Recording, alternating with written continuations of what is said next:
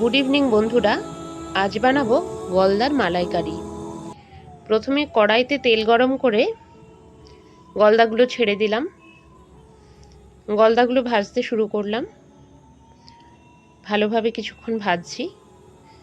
ভেজে নেওয়ার পর একটা কন্টেনারে তুলে রাখলাম।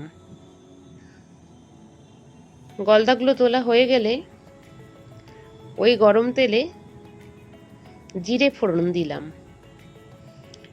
জিরে ফোড়ন দেওয়ার পর একটু নুন দিলাম, একটু হলুদ গুঁড়ো দিলাম আর একটু শুকনো লঙ্কা গুঁড়ো দিলাম। তারপরে কুচনো পেঁয়াজ, কাঁচা লঙ্কা আর আদা বাটা, রসুন বাটা এগুলো কড়াইতে দিয়ে ভালোভাবে কষতে থাকলাম। ভালোভাবে কষানো হয়ে গেলে মশলা ধোয়া যে জলটা ছিল সেটা ঢেলে দেব।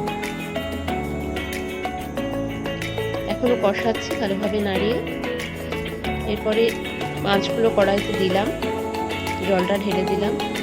এরপরে আমুল স্প্রে, যে ছোটো প্যাকেটগুলো হয় না 10 টাকা দামের, সেরকম প্যাকেট আমি কিনে রাখি, সেই আমুল স্প্রেটা দিয়ে দিলাম হাফ প্যাকেট।